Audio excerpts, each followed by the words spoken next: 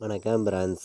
நம்ம Kerala லாட்ரிக்கான formula method தான் நம்ம சேனலில் நம்ம இப்போ பார்க்க போகிறோம். பார்த்திங்கன்னா இந்த ஒரு ஃபார்முலாவை வச்சு கேரளா லாட்ரிக்கு நம்ம all board number A B B C A C 3 number full வின்னிங்கே 100% நம்ம எடுக்க முடியும். பார்த்திங்கன்னா நமக்கு முன்னாடி நாள் நடந்த ட்ராவுக்கு எந்த மாதிரி வின்னிங் நம்பர்ஸ் கிடச்சிருக்குதுன்னு நீங்களே பாருங்கள்.